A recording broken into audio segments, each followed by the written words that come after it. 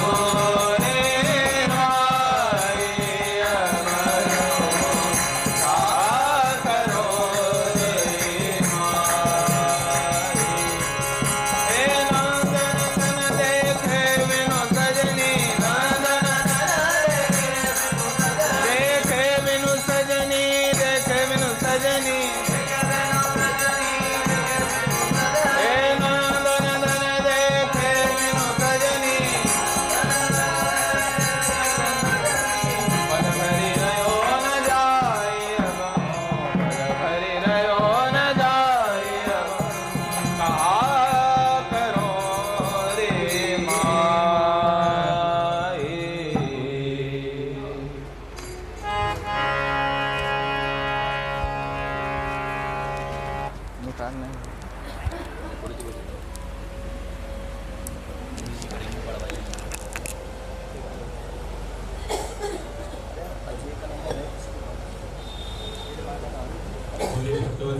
भगवान की जय। पूज्य श्री भाई जी महाराज की जय। पूज्य श्री राधा बाबा की जय। पूज्या मैया की जय। अपने प्यारे भैया की जय। पूज्य दादा की जय। भक्तवत्सल भगवान की जय। हरि बोल। बड़े सौभाग्य का क्षण है कि आज भी हमें सत्संग और कीर्तन का परम लाभ प्राप्त हो रहा है।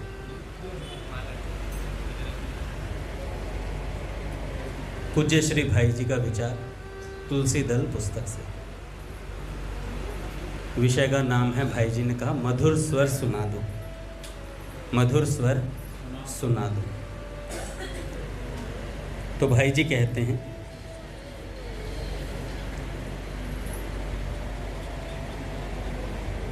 नाथ आपकी जब वंशी ब्रज मंडल में बजती है, उस क्षण ब्रज के प्रेमित जीवों की क्या दशा हुई थी, इस बात का मधुराति मधुर अनुभव उन्हीं सौभाग्यशाली भक्तों को होता है। हम लोग तो उसकी कल्पना भी नहीं कर सकते। पर सुनते हैं, नाथ उस वंशी ध्वनि ने जड़ को चेतन और चैतन्य को जड़ बना दिया था। सारे कामियों को विशुद्ध प्रेमी बना दिया था। तुम्हारे मुरली निनाद को सुनकर सांसारिक भोगों की सबकी सारी कामनाएं क्षण भर में नष्ट हो गई थी और संसार के प्रिय से प्रिय पदार्थों को तृण के समान त्याग कर सबका चित्त केवल आपकी ओर ही लग गया था। नाथ, आपकी बांसुरी को सुनकर। नाथ, यही तो सच्चा प्रेम है। जब तुम्हारे लिए, तुम्हारे प्रेम के लिए अपने सारे सुख, सारे भोग, सारे आनंद, यहाँ तक कि मुक्ति तक का त्याग करने की तैयारी होती है, तभी तो तुम्हारा प्रेम प्रस्फुटित होता है। फिर संसार में रहने या उसे त्याग करने से कोई मतलब नहीं रह जाता। फिर तो तुम जहाँ जिस तरह रखना चाहो, जो कुछ करवाना चाहते हो, उसी में परम सुख मिलता है। नाथ, क्योंकि फिर जीवन का लक्ष्य केवल तुम्हारी रुचि और इच्छा का अनुसरण करना मात्र ही रह जाता है। यही तो प्रेमियों की दशा है। भोगों में रहकर भोगों को अपना भोग्य न समझना, संसार में रहकर संसार को भूल जाना, संसार में रहकर संसार को भूल जाना, जगत में रहकर अपने आप को सारे जगत सहित तुम्हारे चरणों में अर्पण कर देना, केवल तुम्हारा होकर तुम्हारे लिए ही जीवन धारण करना और सपेरे की पुंगी ध्वनि पर नाचने वाले सांप के समान निरंतर प्रमत्त होकर आपकी वंशी ध्वनि के पीछे पीछे अप्रमत्त रूप से नाचना, जिसके जीवन का स्वभाव बन जाता है, वही तो तुम्हारा प्रेमी है। श्री राम जय राम, जय जय राम,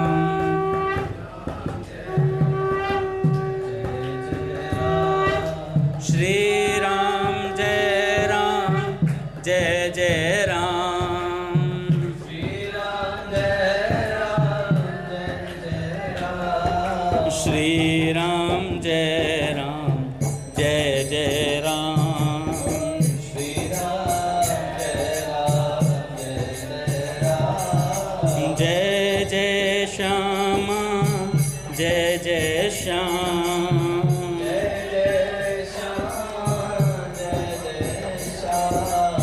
जय जय श्री वृंदावन धाम।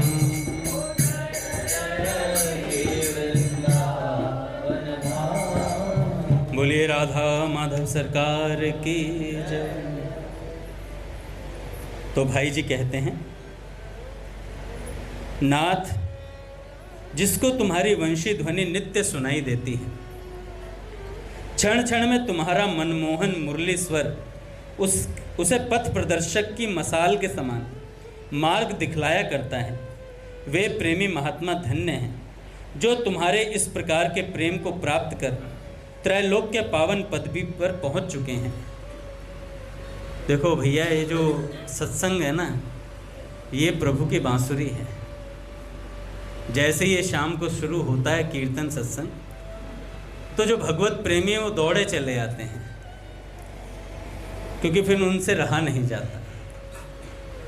संत कहते हैं जिनके मानस पटल पर भगवान विराजित हो जाते हैं, फिर उसे संसार अच्छा नहीं लगता।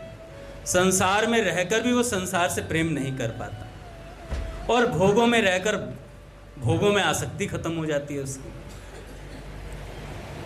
हम तो नाथ इस प्रेम पाठ के अधिकारी नहीं हैं। हम तो नाथ इस प्रेम पाठ के अधिकारी नहीं हैं। है प्रेम पाठशाला उर में पढ़ती थी हूँ पढ़ती प्रियतम। है प्रथम पाठ उच्चारण कर लिख लेना शब्दों को प्रियतम। खड़िया मिट्टी से नहीं अश्रु भीतर से आता है प्रियतम। गोली सी कांचमयी बनकर भीतर है क्या अक्षर लिख जाता है प्रियतम। कौन सा अक्षर लिख जाता है? प्रियतम काव्य में बाबा कहते हैं राधा कृष्ण है। धीरे धीरे धीरे चित्त पर वो अक्षर विराजमान हो जाते हैं। फिर धीरे धीरे धीरे धीरे राधा राधा राधा राधा राधा। बाबा के मानस पटल पे यही तो हुआ था। पहले कहा करते थे सा अहम मैं ही हैं, जैसे कहते हैं ना ब्रह्मज्ञानी लोग कहते हैं मैं ही ब्रह्म हूँ, मैं ही ब्रह्म हूँ। पहले ब्रह्मज्ञानी थे। फिर जब से भाई जी से मिले, सेठ जी से मिले, क्योंकि सेठ जी की बातें पूछे राधा बाबा को अच्छी लगा करती थी, उनके गीता संबंधी बातें बहुत अच्छी लगती थी। तो सेठ जी से संपर्क हुआ, सेठ जी से शास्त्रार्थ भी हुआ ट्रेन के अंदर। जब शास्त्रार्थ हुआ तो सेठ जी ने क्या किया? सेठ जी तो भैया सेठ जी हैं, साक्षात नारायण स्वरूप थे। जब बाबा नहीं माने तो सेठ जी ने अपनी धोती का छोर छुआ दिया बाबा के, और जैसे स्पर्श कराया तो बाबा तो साकार विग्रह को माया जनित समझते थे, लेकिन जैसे ही छोर छुआया तो बाबा के सामने तो नारायण भगवान दिखाई देने लगे उन्हें। तो बाबा कहने लगे ये मेरे मानस पटल पर क्या हुआ? क्योंकि बाबा तो कहाँ उस बारे में सोचते ही नहीं थे, और जैसे चित्त पर भगवान आए तो देखने लगे, मन ही मन सोचने ऐसा हो नहीं सकता। और महाराज सोचो कितनी प्रगाढ़ स्थिति रही होगी काका, कि उस स्थिति से खींच के अपने मन को बाहर निकाला है, निराकार में वापस लाए, साकार से निराकार में वापस लाए। कि सेठ जी चमत्कार मत कीजिए, ये जादू टोने से काम नहीं चलेगा, शास्त्र की बात शास्त्रों से काटिए। तो तब सेठ जी ने कहा महापुरुष का सामर्थ्य देखो महाराज, भगवान की छवि से भी खींच लिया अपने आप को। तब सेठ जी ने कहा कि तुम एक बार भाई हनुमान प्रसाद पोद्दार से मिल लो एक बार। तो बाबा तो अपना मस्त थे, बाबा को किसी मिलने की आवश्यकता ही नहीं थी। तो बाबा ने कहा मुझे किसी पोद्दार वोद्दार से नहीं मिलना। ऐसे ही शब्द लिखे हुए थे पुस्तक में मैं सच बता रहा हूँ, यही शब्द थे कि हमें नहीं मिलना है किसी से।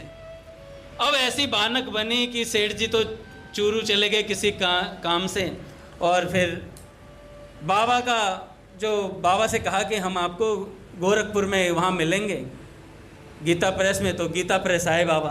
अच्छा, बाबा रुपयों को स्पर्श करते नहीं थे, जैसे तैसे गीता प्रेस पहुँचे थे, और वो भी स्टेशन से 3 मील पैदल चल के पहुँचे। और पैदल चल के पहुँचे तो फिर पता चला सेठ जी अभी आए नहीं हैं। और जैसे ही ये हुआ तो बाबा थक चुके थे बहुत ज़्यादा, शारीरिक श्रम बहुत हो गया था। तो बाबा एकदम बैठ गए ये सुन के। और फिर उन्होंने उनसे वहाँ पर जो अधिकारी कार्यरत थे उनसे पूछा कि ये हनुमान प्रसाद पोद्दार कहाँ मिलेंगे? तो उन्होंने कहा यहाँ से 3 मील दूर गीता गार्डन है, गीता वाटिका, वहाँ जाइए, वहाँ मिलेंगे। अब इतना रास्ता और सुन के वो बिल्कुल टूट के नीचे ही बैठ के धरती में, कहने लगे अब बस की नहीं है पैदल चलना। तो उन्होंने सज्जन ने इक्का करवा दिया, जो घोड़ा गाड़ी होती है ना, उसे इक्का करवा दिया। और बाबा का नियम था कि किसी जानवर वाली उस सवारी पर चढ़ते नहीं थे बाबा, लेकिन आज मजबूरी थी तो चढ़ना पड़ा, और रुपयों को स्पर्श नहीं करते थे, उन्होंने पेमेंट कर दी थी। तो बाबा गीता वाटिका पहुँचे, और गीता वाटिका जब पहुँचे तो उस समय भाई जी कीर्तन चल रहा था। उस समय तुरंत जाकर, शायद दुजारी जी थे, उन्होंने जाकर के बताया कि भाई जी कोई संत बाहर खड़े हैं, और तो भाई जी उस कीर्तन में से स्वयं चल करके आए। मैं उन बातों को शब्दों में नहीं बता सकता जो उस समय फीलिंग होती है वहां पर जब बाबा बाबू जी का मिलन होता है। तो भाई जी जैसे ही आए तो भाई जी ने स्पर्श किए बाबा के चरण, क्योंकि बाबा सन्यासी थे और भाई जी गृहस्थ आश्रमी। तो भाई जी ने स्पर्श किया तो जो बाबा का ब्रह्म ज्ञान था वो जाता रहा, वो ब्रह्म ज्ञान जाता रहा। ब्रज भाव की प्रचंड धारणा उनके हृदय में प्रवेश कर गई। बाबूजी ने पूरा ब्रज भाव स्थापित कर दिया वहीं तत्काल के तत्काल। और उसके बाद जो 5 मिनट बाबा बाबूजी के नेत्र मिले रहे, जैसे लगा जैसे बरसों से किसी से बिछड़े हुए आज मिल गए। एकटक देखते रहे बस एक दूसरे को। मेरा मन है कभी अपने मंदिर में प्ले होगा तो वो मिलन दिखाया जाए काका। बाबा बाबूजी का मिलन कैसा था वो मिलन दिखाया जाए। बड़ा सुंदर दृश्य था। तो बाबूजी ने स्पर्श करके बाबा को, बाबा कहते थे कि हमें तो दान भी किसी ने कैसे दिया, ब्रज भाव का दान चरण स्पर्श करके दिया, झुक करके। जो देने वाला होता है वो थोड़ा अकड़ में होता है ऐसे, लेकिन देने वाले ने ऐसे दिया, झुक करके दिया हमें ब्रज भाव का दान। तो भैया ये तो भगवत प्रेमी जो होते हैं ना, श्री कृष्ण से जो प्रेम करते हैं, तो भाई जी कहते हैं हम तो नाथ इस प्रेम पाठशाला के अधिकारी नहीं हैं। सुना है परम वैराग्यवान पुरुष ही इस प्रेम पाठशाला में प्रवेश कर सकते हैं, नहीं तो यह प्रेम का पारा फूट निकलता है और सारे शरीर मन को क्षत विक्षत कर डालता है। प्रेम का पारा वैराग्य से ही शुद्ध होता है। अभी हम काका से महापुरुष का चरित्र सुन रहे हैं, जो उसमें अभी आगे आएगा जब महापुरुष जी का प्रेमावेश, आप सुनिएगा कितना अद्भुत प्रेमावेश था। केवल कृष्ण कृष्ण कृष्ण कृष्ण कहले मन मेरे, बस ऐसी स्थिति बस। तो भाई जी कहते हैं वैराग्य के अभाव में तो नीच काम प्रेम के सिंहासन पर बैठकर सारी साधना को नष्ट भ्रष्ट कर देता है।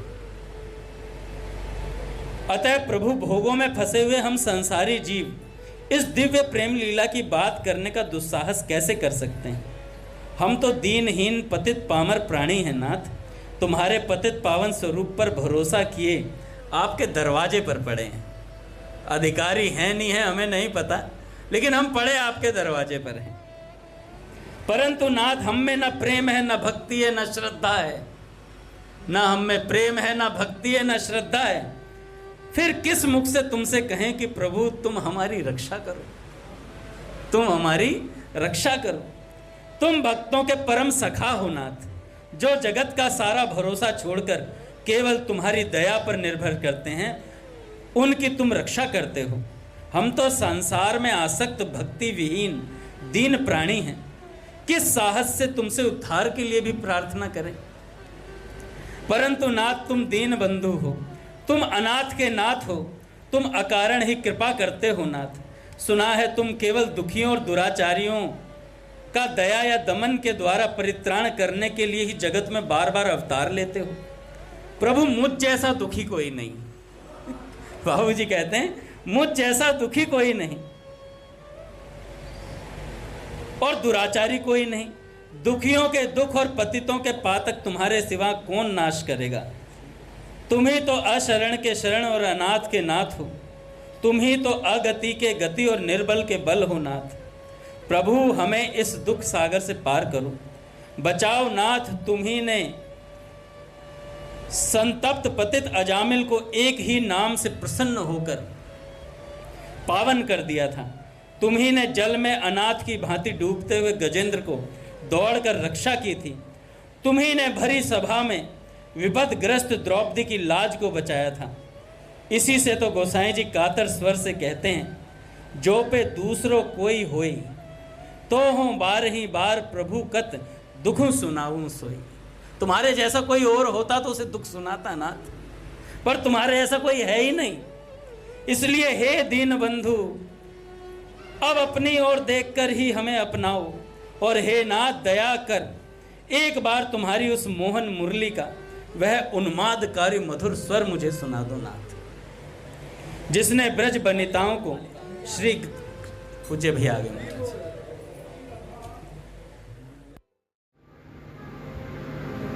हम कह रहे थे आज का विषय है कोई लीला सुनाने की थोड़ी शक्ति नहीं थी, कुछ ज्यादा गायन करें अब तो ये सोचते कि सुनेंगे कुछ, फिर भी आप कोई प्रश्न करेंगे उसका उत्तर दे देंगे। भैया आपका कोई प्रश्न है?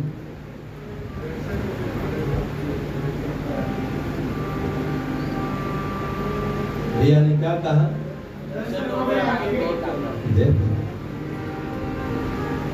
दर्शन बड़ा अच्छा विषय है। दर्शन दो चीज के होते हैं भैया, एक दर्शन होते हैं दर्शन शास्त्र फिलॉसफी, एक दर्शन होता है स्वयं का दर्शन। जैसे वेद में कहा आत्मा वा अरिदृष्टव्य श्रोतव्य मंतव्य निधासितव्य आत्मनो वा अरिदर्शनेन श्रवणेन मत्या विज्ञानेन इदं सर्वं विदितम्। तो एक तो होता है आत्मा व अरिदृष्टव्य, अपने आत्मा को। महर्षि रमन की साधना में यही होता था ना, हु एम आई, मैं कौन हूँ, अपने आप को खोजें। अक्सर एक उदाहरण सुनाता हूँ मैं। रामकृष्ण देव के पास एक व्यक्ति पहुंचे और उन्होंने कहा आप सुना है माँ काली से मिलते हैं, तो अब की बार माँ काली जब भी मिले तो उन्हें मेरे घर भेज देना। तो रामकृष्ण देव ने कहा अच्छा ठीक है, अपना पता बताओ।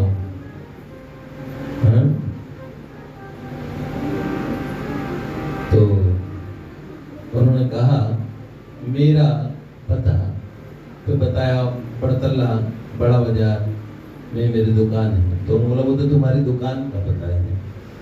तो उन्होंने बोला 5 तल्ला में मेरा घर है, पर वो तो तुम्हारा घर है।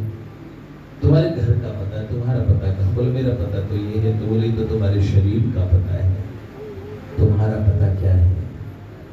कहाँ रहते हो, कौन हो तुम? बस इसकी खोज कर लो, जहाँ देखोगे वहीं पे माँ काली होंगी। अस्तित्व के उस हिस्से को पकड़ना जो आप खुद हैं।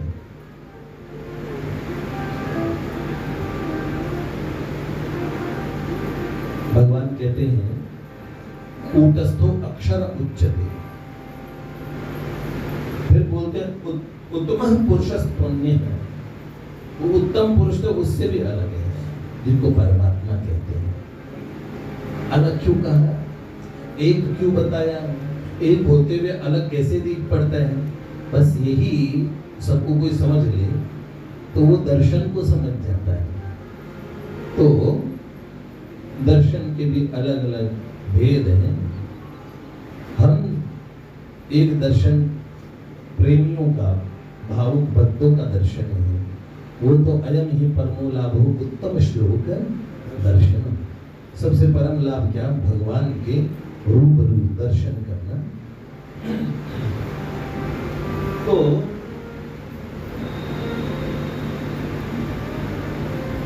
भगवान रामचरितमानस में कहते हैं मम दर्शन फल परम अनुपा, मम दर्शन फल परम अनुपा, जीव पावे निज सहज स्वरूपा, जीव पावे निज सहज स्वरूपा।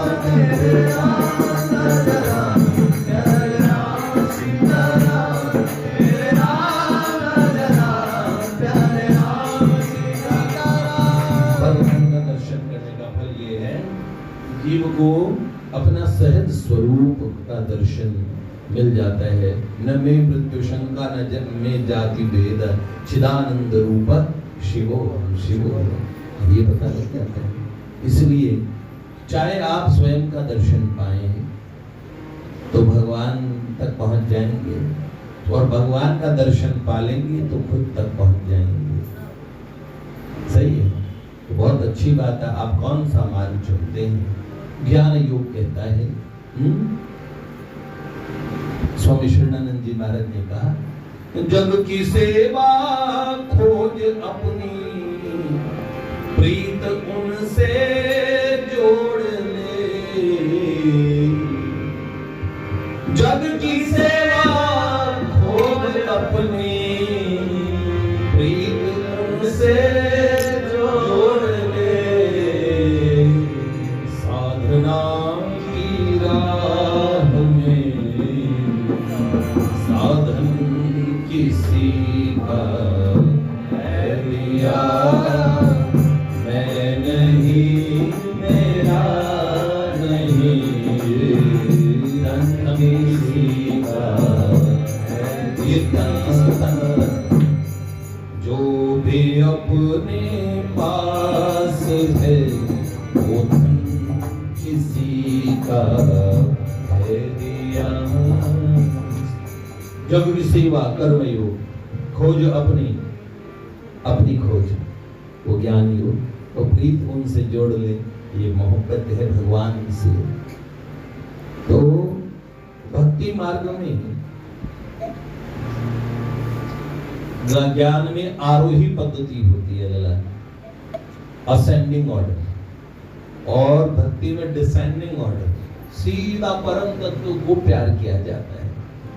रामकृष्ण देव अक्सर कहा करते थे ज्ञान, क्योंकि स्वामी विवेकानंद जी ज्ञान मार्ग की तरफ से चले थे। तो बात ये है, चाहे जान के मान लो, और भक्ति में क्या मान के सब जान लिया। तो रामकृष्ण देव कहते थे, आम के बगीचे की खोज करने 2 तरह के विद्यार्थी गए उसके ऊपर रिसर्च करने। तो उन्होंने, एक ने जाके बड़ी मेहनत की और बड़ी मेहनत करके काउंट किए,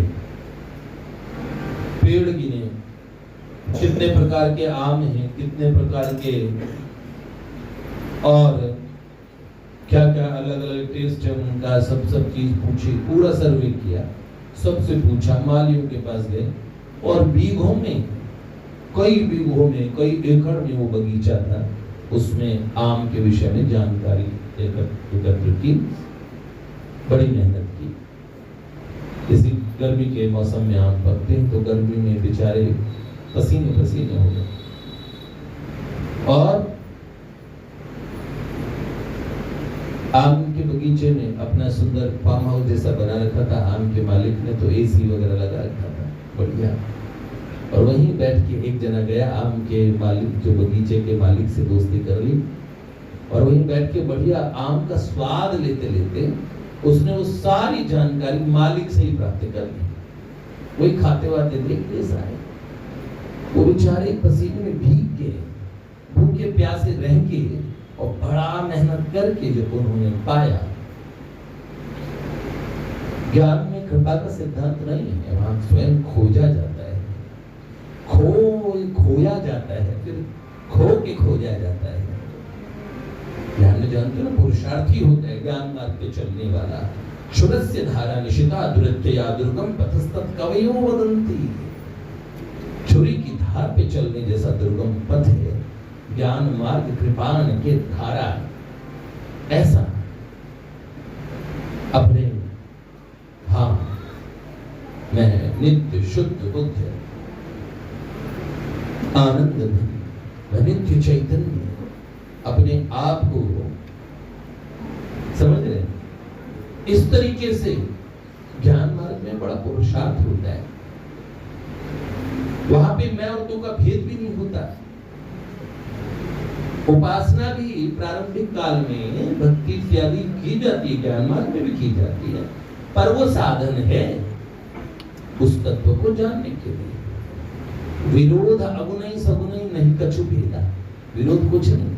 हम ज्ञान मार्ग में सुप्रतिष्ठित एक ऐसी आत्मज्ञ संत से मिले। हमने देखा प्रेमी मार्ग के और ज्ञान मार्ग के महापुरुषों में कोई अंतर नहीं होता। पहुंचे पहुंचे एक मत। प्रारंभ में लोग साधन पथ में लड़ते और कहते हैं कि ये श्रेष्ठ मार्ग है। अरे रुचि की, जैसे पुष्पदंत गंधर्व भगवान महादेव से कहते हैं रुचिनाम वैचित्र्या रुजुकुटल नाना पथजुषाम नृणाम एको गम्यस्थमसी पैसामरण विवाह। रुचि की विचित्रता से बहुत बहुत पथ आ जाते हैं, लेकिन सबके गंतव्य तो हे नाथ आप हैं। क्यों आदि जगत गुरु भगवान शंकराचार्य जो इस ज्ञान मार्ग के एक ऐसे स्तंभ है, शंकर भगवान स्वयं भगवान शिव भगवान शंकराचार्य के रूप में प्रकट हुए।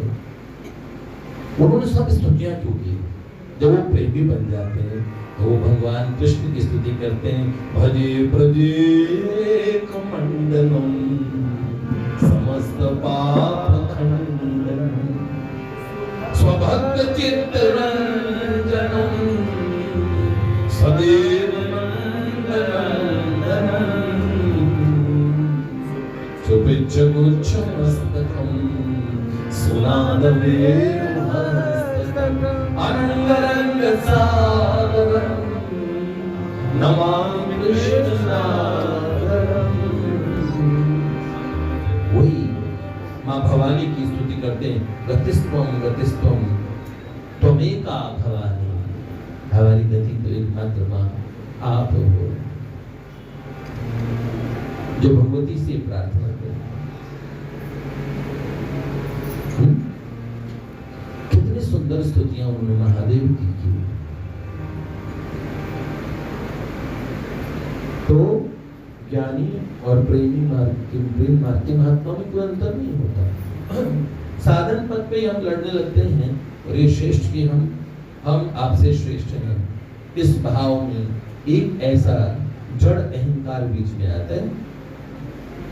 चाहे भक्ति हो चाहे ज्ञान, उसकी सिद्धि जिसके रहते नहीं होती वो सबसे भीषण शत्रु अहंकार है। तो साधन पथ में अहंकार पाल लिया, हम जहाँ जाते वहाँ अहंकार पालते हैं, तो हम साधना का भी अहंकार पाल लेते हैं। जिस अहंकार का विलय हो जाने के बाद ही हमें तत्व की उपलब्धि होती है, चाहे भक्ति हो चाहे ज्ञान। भक्ति में दैन्य से मैं कुछ नहीं हूँ, मैं कुछ नहीं हूँ, मैं जीरो, मैं कुछ नहीं। तृणादपि सुनीचे तरोरिम सहिष्णु, ऐसे होता। तो ये बात है जो हम डॉक्टर माँ से मिले, उन्होंने मुझे एक बात कही थी, वो HMI पे ही जोर देते थे। इस काल के लगभग सभी महापुरुषों से मिली थी। 100 वर्ष की होके गई, बुढ़िया बाबा सरकार से लेकर शायद सबसे मेरी आनंदमयी माँ, और शायद उन्हें महर्षि रमन के दर्शन करने का भी सौभाग्य मिला। पर महर्षि रमन कौन से सन में गए थे भैया?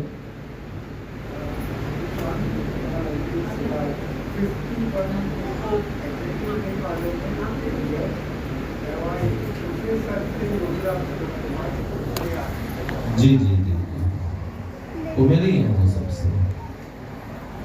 तो बड़ी सुंदर बात है।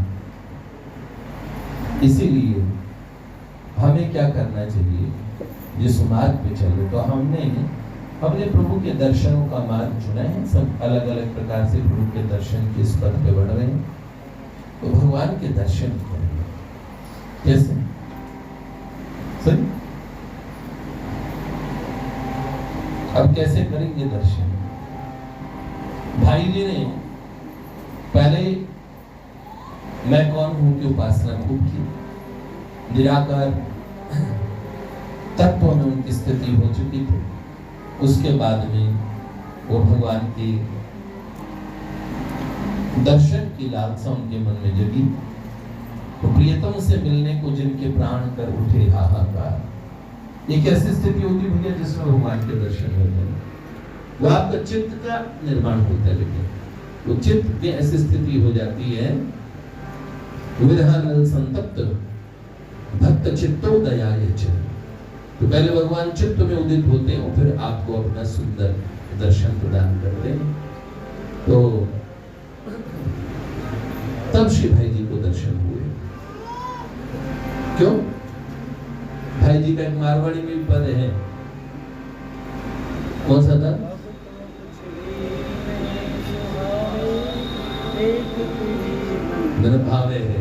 अब तो कुछ नहीं सुहावे, एक तो ही मन भावे।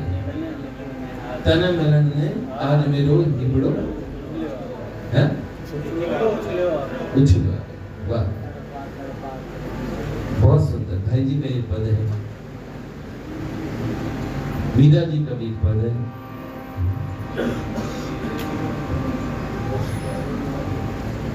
हरि बिन नाही सरली मान,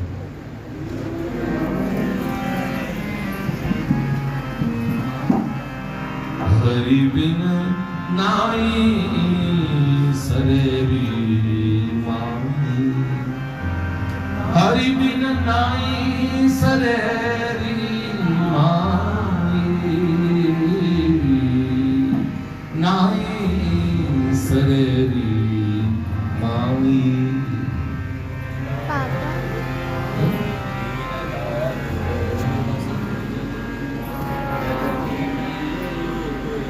मीन दूर बसत जल में, जल से ही उपजाई, तनक जल से बाहर की ना, तुरत ही मर जाई, नाई सरेरी मानी, हरि बिन नाई सरेरी माई। जब ऐसा होगा कि हमारे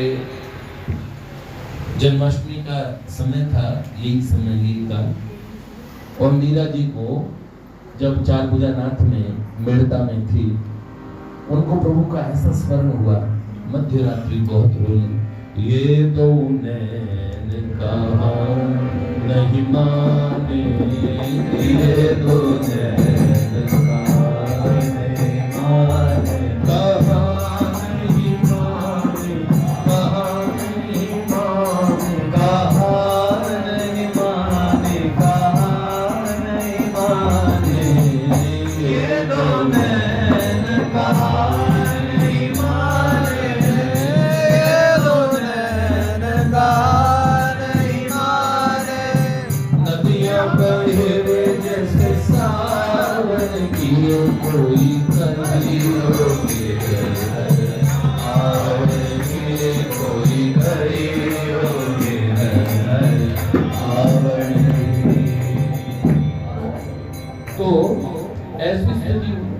मध्य रात्रि में, और जैसे श्री कृष्ण का प्रागट्य होता है 12 बजे,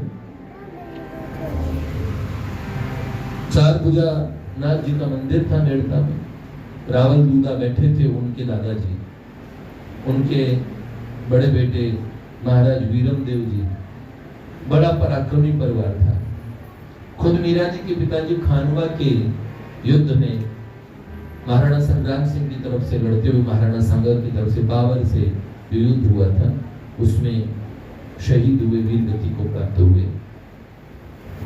तो ये परिवार ही वीरों का था, कम धजिए राठौड़ों का परिवार था, जो सर कटने पे भी युद्ध करते थे। हमारे यहाँ का ये गौरवमयी ऐसा परिवार, मेवाड़ के सिसोदिए राणाओं का परिवार, और हमारे मारवाड़ के राठौड़, और जैसलमेर की भाटी, वहां की रानियां, जिन्हें भटियाणियां कहते, रानी कौन सी, भटियाणी रानी जैसी, ऐसा गौरव में परिवार। तो राठौड़न थी मीरा जी, मेड़तनी मीरा बोलते थे। मेवाड़ में भी ऐसे उनके मूंछों वाले, उनके यहाँ से जो गए थे दहेज में, वो मेड़ती राठौड़ ऐसे मूंछों पे ताव दे के रखते थे, ऐसे वीर परिवार में थे। प्राण जो छावर कर देना तो मीरा जी के बाएं हाथ का खेल था।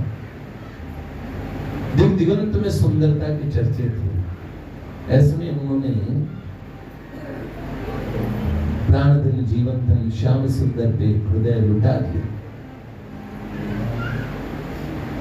इस युग में ऐसा प्रभु से प्रेम किया, और मध्य रात्रि में, कौन कहता है देश काल की बात है, लेकिन कोई मुझे सबसे पहली बात ये कहता है कि 5130 वर्ष लगभग बीत गए तब श्री कृष्ण का अवतार हुआ था।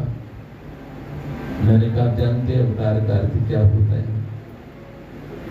और जानते हैं प्रभु उस काल में अवतरित, जो सदा कण कण में, वो कहाँ अवतरित, कहाँ से आना, कहाँ से जाना, वो सदा सर्वकाल में रहते हैं और मैनिफेस्ट होते हैं, अपने आप को प्रकट करते हैं।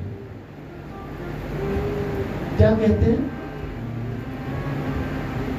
यदा यदा हि धर्मस्य ग्लानिर्भवति भारत अभ्युत्थानमधर्मस्य तदात्मानं सृजाम्यहम्। सृजन करता हूं तो अपने आप को बनाता हूं। भगवान बनाते हैं अपने आप को। सृजन मतलब क्या? अपने आप को अभिव्यक्त करता हूं।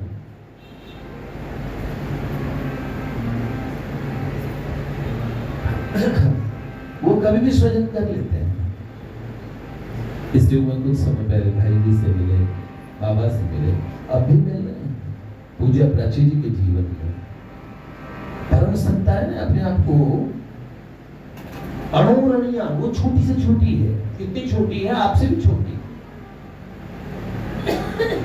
जब दामाजी पंथ के लिए वो गोलकुंडा के दरबार में गए थे तो गोलकुंडा का बादशाह देखने लगा, तो वो बड़े ध्यान से देख रहा है। पास बैठे वजीर से कहा, इस तरह का इंसान तो ये कोई आदम की कुदरत में नहीं आया, आदमी नहीं, क्या है? पूछा तुम कौन हो? वो नाम बताया कि साहब मैं बिट्ठू। बिट्ठू कौन? दामाजी पंत का गुलाम। अच्छा, जहां गुलाम इतने सुंदर हो, बड़े प्रभु जो प्रकट होते हैं तो अपना आकर्षण का गुण लेके प्रकट ही होते हैं, महान आकर्षण, इसलिए उनका नाम श्री कृष्ण है। ऐसा आकर्षण कहां से लाओगे? पूरी सभा लट्टू हो गई थी उस गुलाम पे।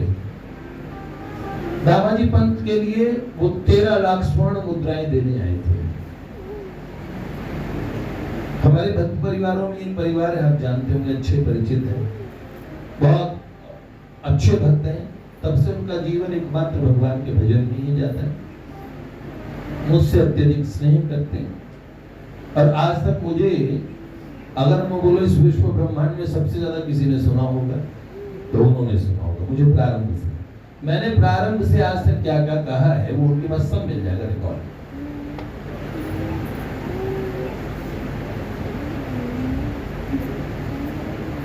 उनको किस प्रकार से 20-25 लाख का कर्जा हो गया। उस समय वो पैसा लौटाना बड़ा मुश्किल था उस काल में,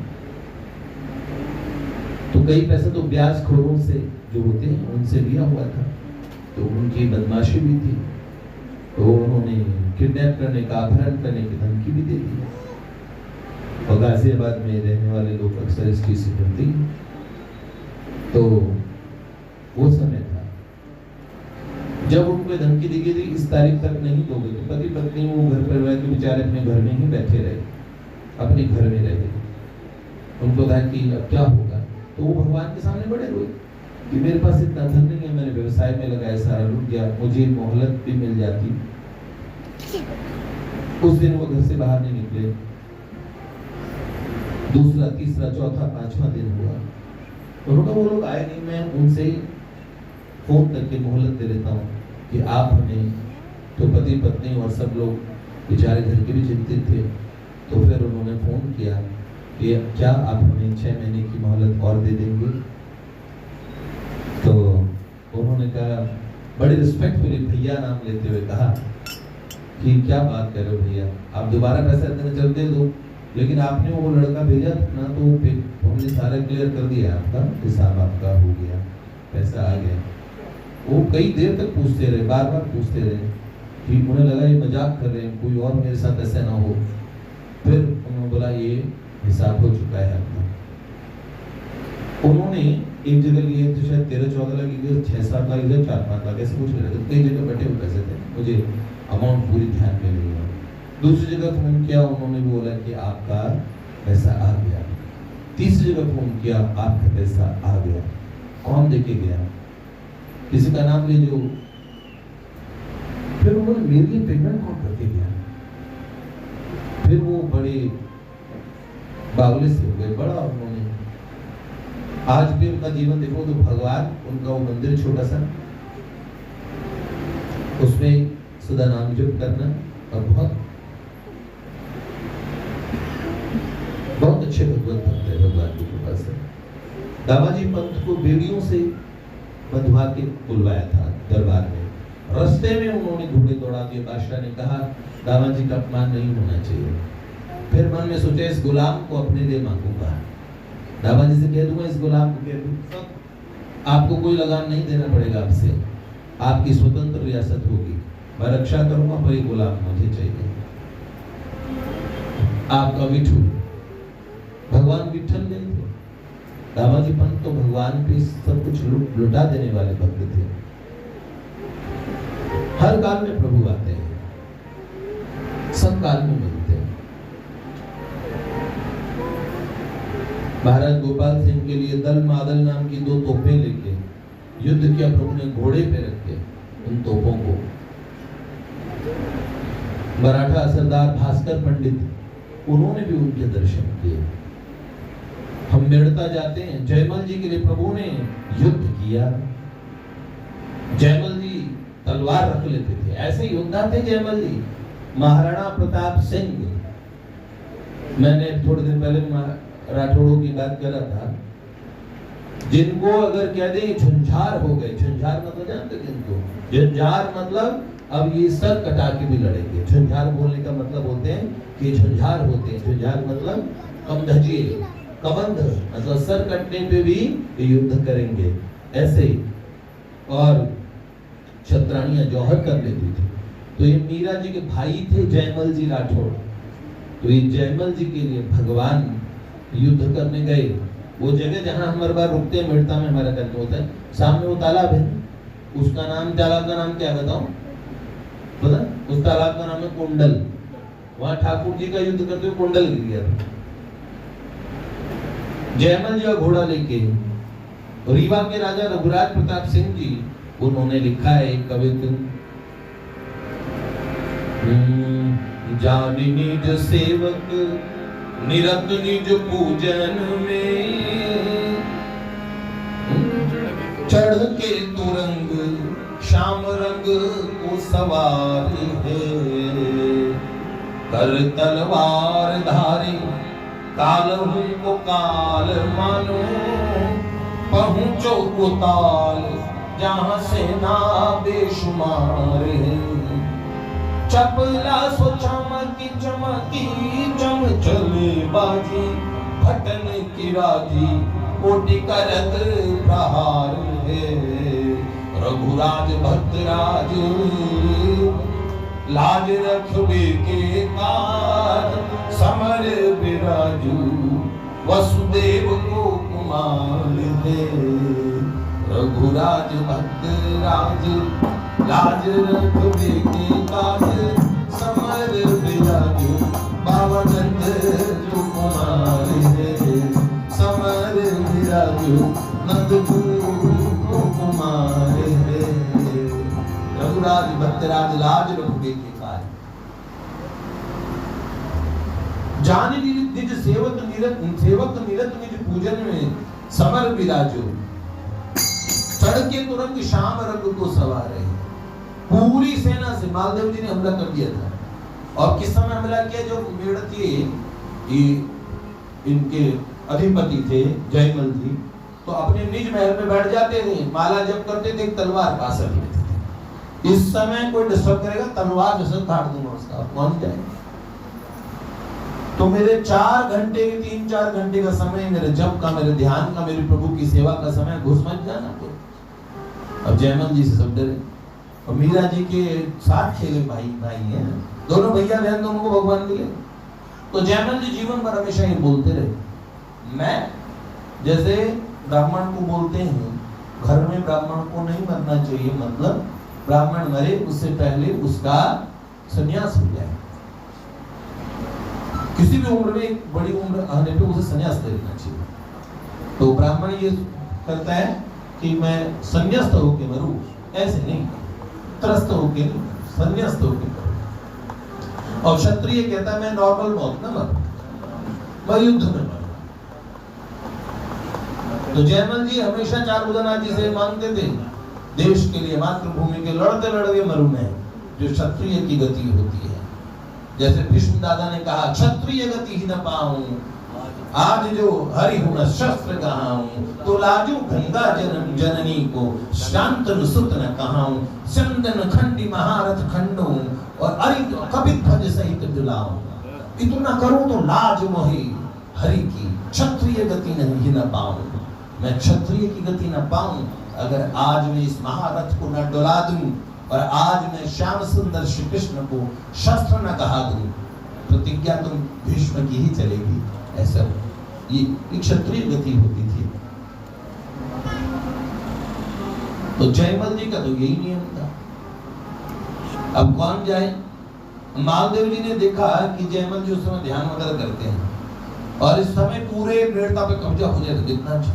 अब मेड़ता छोटी, ये सब अगर मालदेव जी उस समय रावल दूधा जी वगैरह से मिल लेते तो हमारे भारत की गति कुछ और होती। पर क्षत्रियों में एक जगह जहां पतन हुआ वो उनका अहंकार झूठा, यहाँ पे इसी के कारण बहुत गलती हो गई।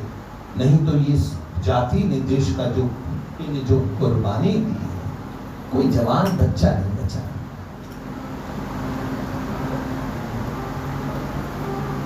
अपने लिए नहीं, राष्ट्र के लिए।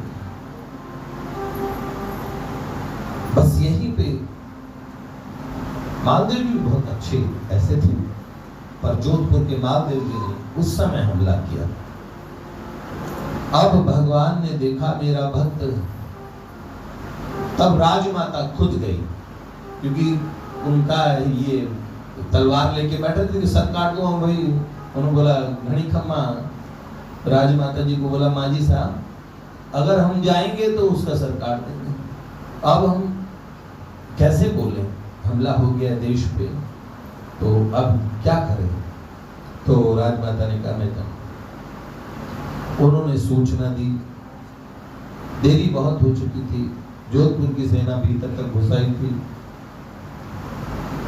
तभी एक योद्धा जयमल जी का घोड़ा लेके जाता है, और इतना सुंदर योद्धा एक तलवार लेके सामने आता है।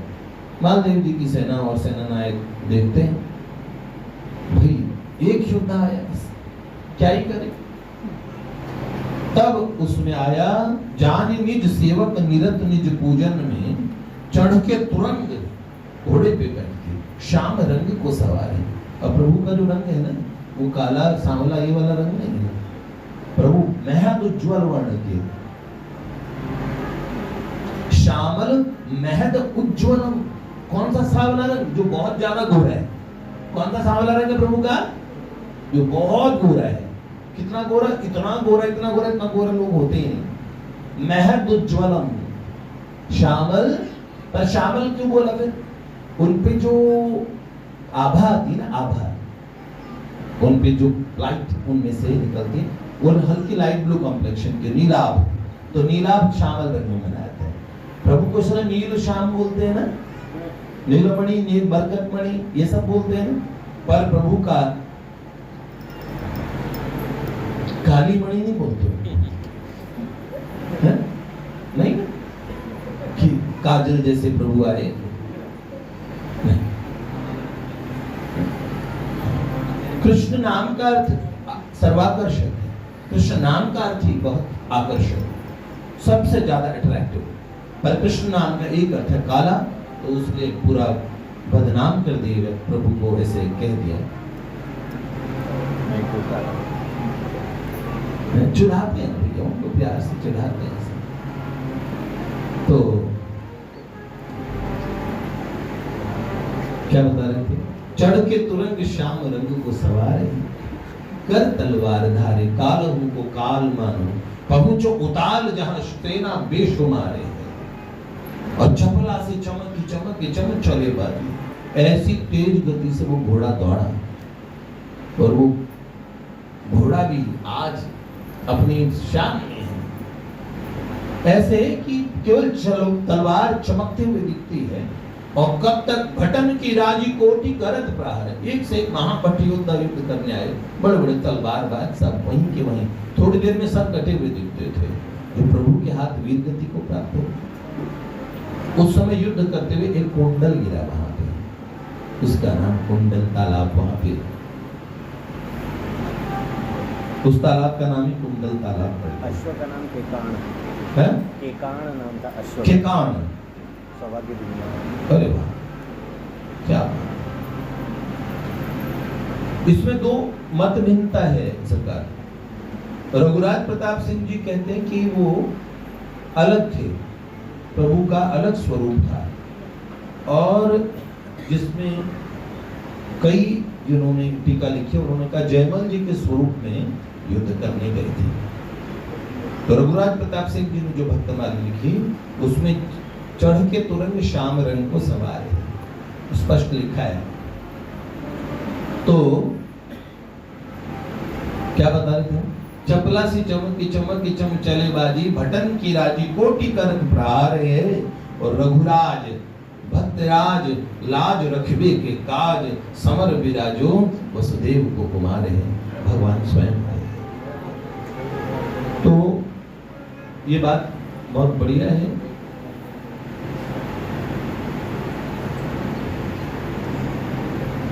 हम तो ये कहते हैं सब काल में भगवान अपने भक्तों के लिए आते रहे। उनके दर्शन, संसार के दर्शन में हम लोग इतने बिजी हैं और इतने चाव से हमें लगता है संसार, हमें लगता है ये भी दर्शन है। देखो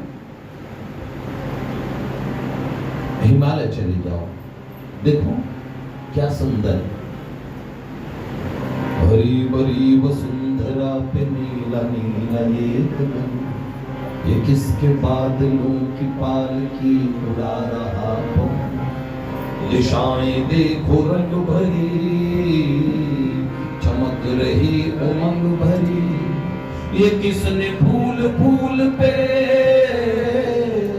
ये किसने फूल फूल पे किया सिंगार है, वो कौन चित्रकार है, वो कौन चित्रकार।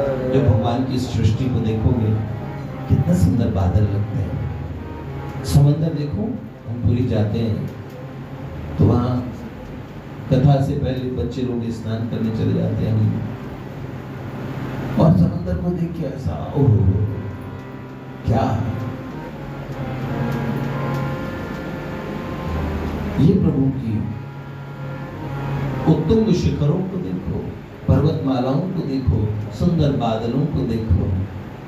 सर्दियों के समय जब भगवान सूर्य अनुग्रह में होते हैं तो कितने प्यार लगते हैं धूप सेकना।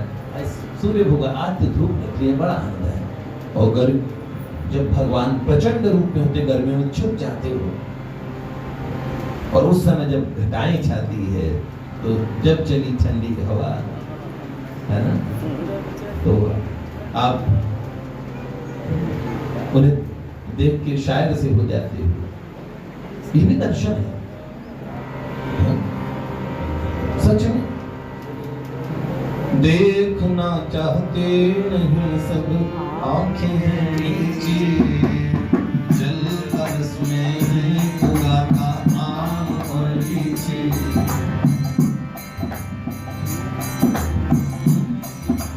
तेज बल श्री सुंदरता वहाँ मुझको खो जाना है, हाथ में बतलाई विभूति गीता में जो नाम, कोयल को चिड़िया की चहक लखी मोर नृत्य मन जाए महक, इन सब में मैं ही मैं प्राचीर, मैं ही मिट्टी की सौंद महक, सागर तारों में ज्योति मैं हूँ, सागर में मोती मैं हूँ, हंसते खिलाते मैं हूँ, दूजे नहीं कोई पाओगे तुम, मिलने आना हमसे भी मिलने आना, अजी हाँ मिलने आना, हमसे कभी मिलने आना माधव तुम। गोद में लेके शिशु का भोलापन मैं हूँ, काट का गोदम उलट खट बालपन मैं हूँ, झूमते यौवन नहीं मैं भी अंग दिल के द्वार बजती मैं रोशनाई जीवन नदिया की रवानी में कभी बाल बुढ़ापा जवानी में कविता कवि की शायर की लेखक की लिखी कहानी में दूल्हे की धड़कन में हूँ शर्मा की दुल्हन में हूँ ज्योति और जोगन में हूँ बबलू की मुझे पाओगे मिलने आना हमसे भी मिलने आना अजीना मिलने आना हमसे भी मिलने आना खोजता मुझे जो सबके मुझे मूल में पाता बन सूर्य उगता में तो बन फूल खिल जाता नील नीले नभों में ही चांद बन जाता उजली शीतल चांदनी में सबको नहलाता जब सर्द हवाएं बहती है तो काली घटाएं बहती है काली घटा कुछ कहती है बारिश की रिमझिम बूंदों में मेरी हस्ती रहती है पर्वत की ऊंचाई में सागर की गहराई में वन उपवन हरियाई में और से देखो ना कोई भगवान विभूति योग में गीता जी में पार्थ को जो कहते हैं पुण्यो गंध पृथिव्याम च तेजस्टास्मि विभावसो ये तेज में चंदा में ये सूर्य में ये सब कुछ तो ये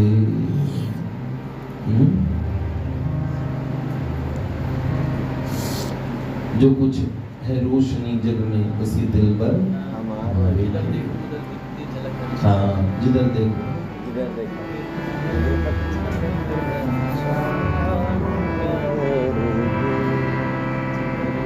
कोटि आकाश गंगाई ये बैठा धार के देखो एक से एक बढ़ जलवे मेरे इस यार के देखो है अणु अणु में यही माधो के दृग विस्तार के देखो बहुत सुंदर ऐसे ही आप पहले भगवान यो मां पश्यति सर्वत्र सर्वम च मयि पश्यति अभ्यास डालें हर जगह भगवान दर्शन करने का बहुत अच्छी बात दर्शन होंगे बढ़िया दर्शन होंगे जो भगवान को सब जगह देखने लगता है चिड़ी में तू नानो लागे हाथी हाथी में तू मोटो क्यों तो जैसे से वो भगवान को देखने लगता है हर जगह तो भगवान कहते हैं कि तूने मुझे पकड़ लिया बेटा हाँ हर जगह मैं हूँ उन्हें पहचानने की कोशिश करो और जैसे एक बात है जैसे पहले मैथ्स में मान लेते हैं let the father age be x तो अच्छा आप रियल में पापा की उम्र पता कर लेते हैं उसी तरीके से आप भी अपने पापा की उम्र पता कर पाएंगे ठीक है लेट्स अस्यूम जय जय श्री राधे श्री लाडली लाल की जय और रसगुल्ले रस का पानी कराओ